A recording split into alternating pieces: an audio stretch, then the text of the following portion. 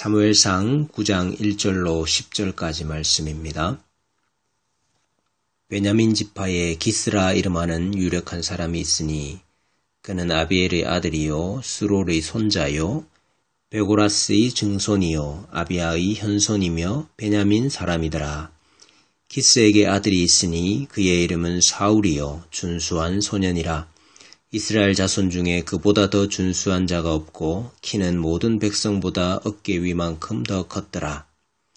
사울의 아버지 기스가 암나기들을 잃고 그의 아들 사울에게 이르되 너는 일어나 한 사원을 데리고 가서 암나기들을 찾으라 하매 그가 에브라임 산지와 살리사 땅으로 두루 다녀 보았으나 찾지 못하고 살림 땅으로 두루 다녀 보았으나 그곳에도 없었고 베냐민 사람의 땅으로 두루 다녀 보았으나 찾지 못하니라.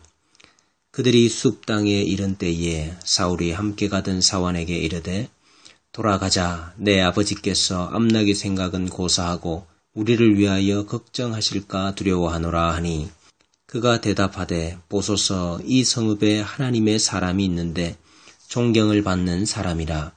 그가 말한 것은 반드시 다 응하나니 그리로 가사이다. 그가 혹 우리가 갈 길을 가르쳐 줄까 하나이다 하는지라. 사울이 그의 사환에게 이르되 우리가 가면 그 사람에게 무엇을 드리겠느냐. 우리 주머니에 먹을 것이 다하였으니 하나님의 사람에게 드릴 예물이 없도다. 무엇이 있느냐 하니 사환이 사울에게 다시 대답하여 이르되 보소서 내 손에 은 한 세겔의 4분의 1이 있으니 하나님의 사람에게 드려 우리 길을 가르쳐 달라 하겠나이다 하더라. 옛적 이스라엘에 사람이 하나님께 가서 물으려 하면 말하기를 선견자에게로 가자 하였으니 지금 선지자라 하는 자를 옛적에는 선견자라 일컬었더라. 사울이 그의 사환에게 이르되 내 말이 옳다 가자 하고 그들이 하나님의 사람이 있는 성읍으로 가니라. 아멘. 사람은 실패하지만 그 실패 때문에 하나님이 실패하시는 일은 없습니다. 사람은 실패하지만 그 실패 때문에 하나님이 실패하시는 일은 없습니다. 사람의 실패가 하나님의 구속 역사를 막을 수 없습니다. 왕을 달라 하는 백성들의 요구는 분명 악한 것이었습니다.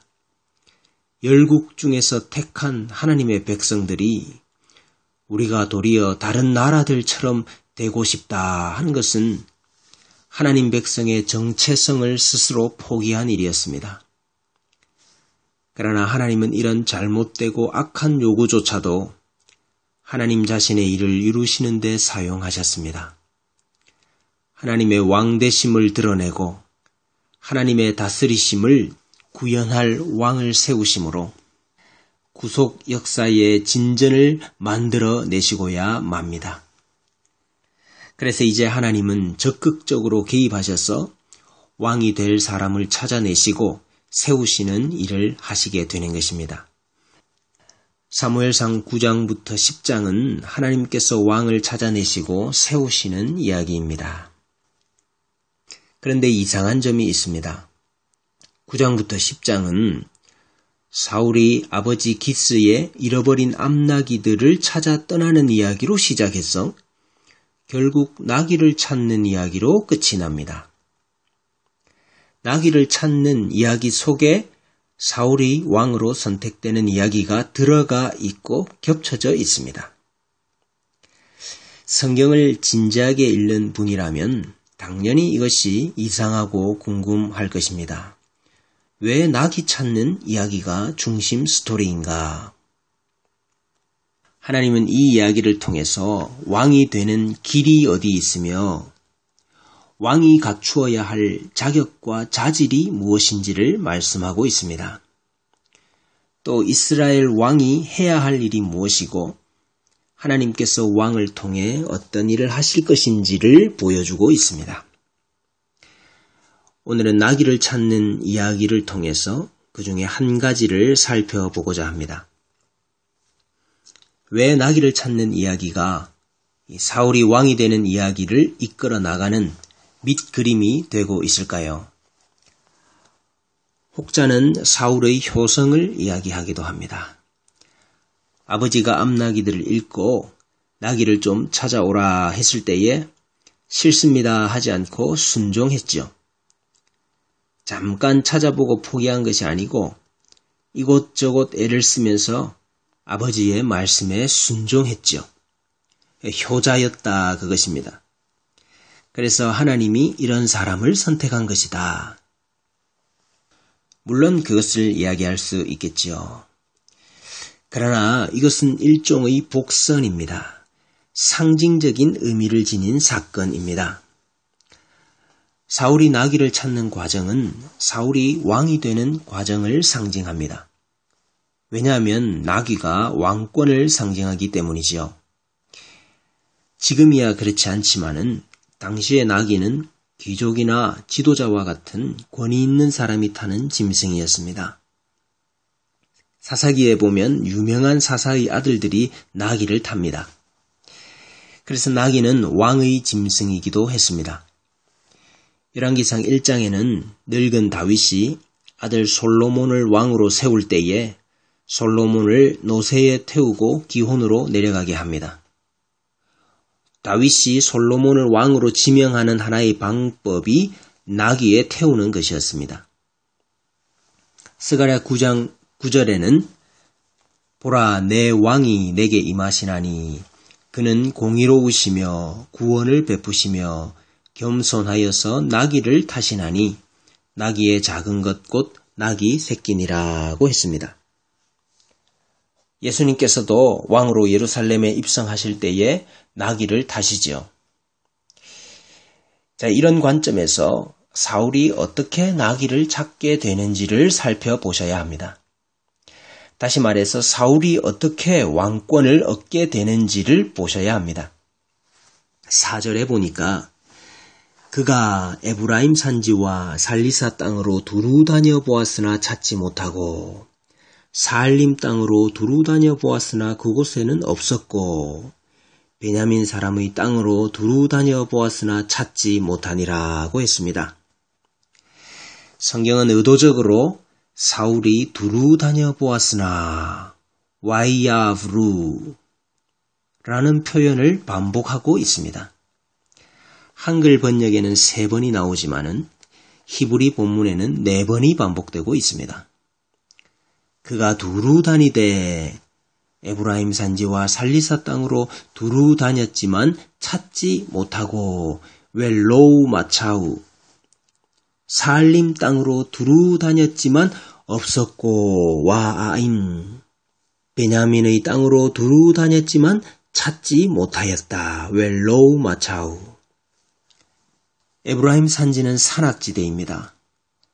살리사 땅은 협곡인 와디가 있는 계곡지대입니다. 살림 땅은 황무지 사막입니다.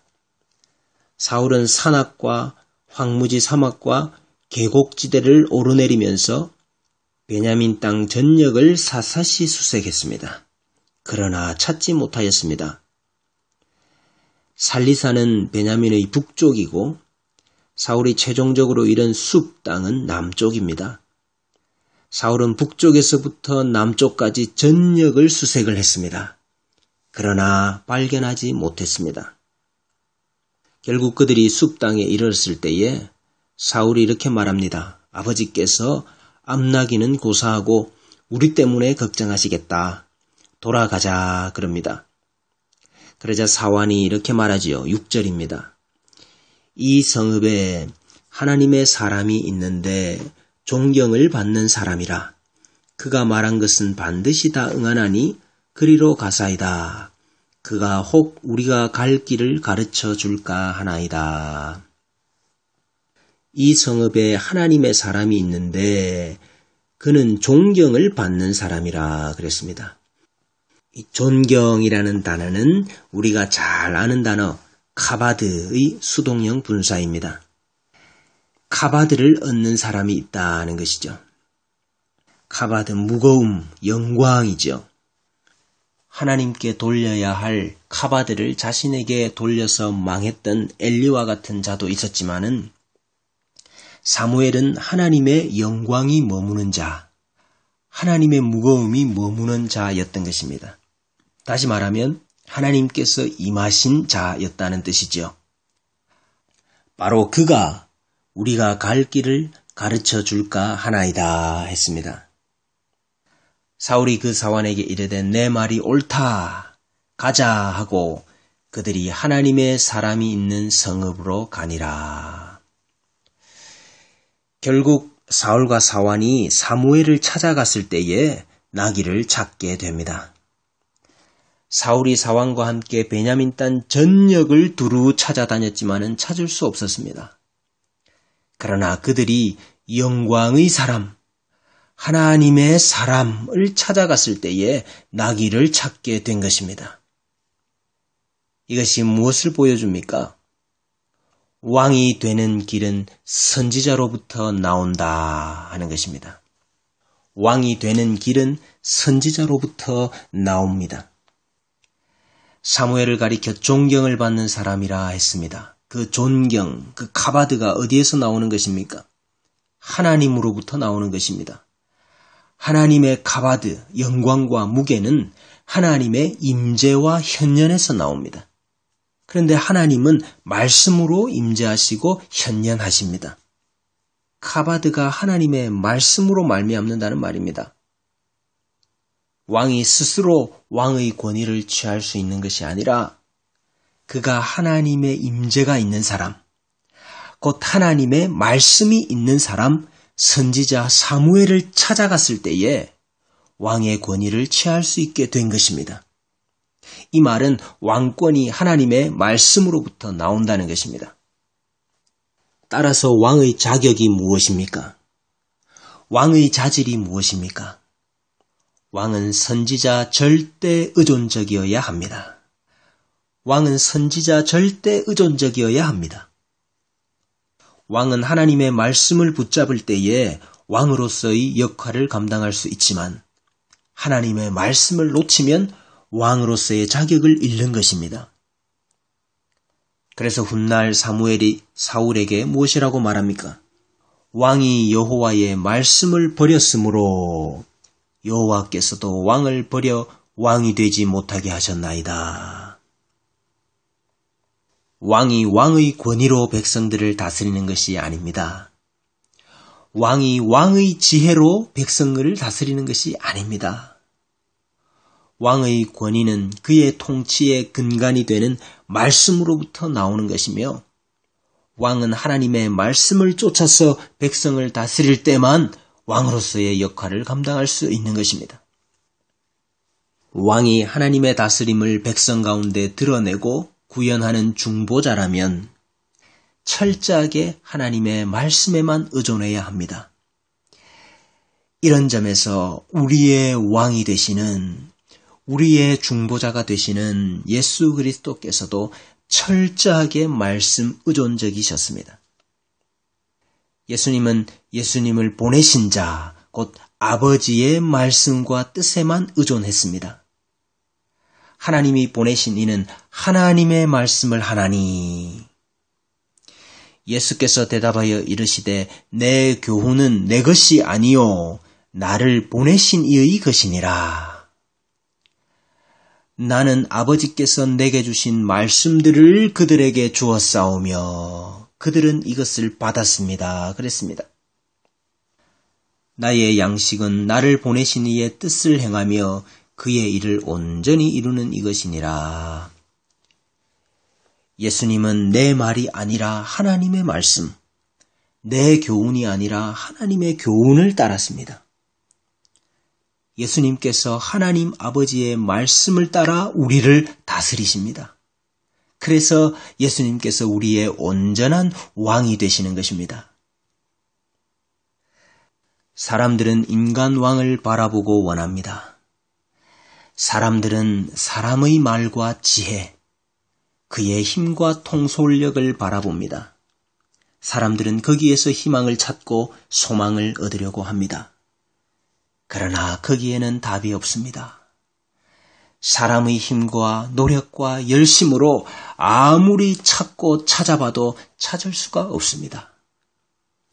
그 해답은 하나님의 사람이 있는 성읍으로 가자입니다. 하나님의 다스림과 인도는 선지자로부터 나오고 하나님의 말씀으로부터 나옵니다. 하나님은 말씀으로 자기 백성을 찾아오시고 만나시고 교제하시고 인도하시고 다스리십니다. 우리가 무엇을 찾아가야 하겠습니까? 우리가 무엇을 따라가야 하겠습니까? 길을 잃은 백성들이 길을 찾고 우리가 가야 할 길을 가르쳐 보일 방법이 어디에 있겠습니까? 오직 하나님의 말씀에 있는 것입니다. 내 말이 옳다 가자 하고 그들이 하나님의 사람이 있는 성읍으로 가니라. 그들이 하나님의 사람이 있는 성읍으로 가니라. 이 말씀이 우리 삶의 지표가 되고 우리 인생의 방향이 되기를 바랍니다.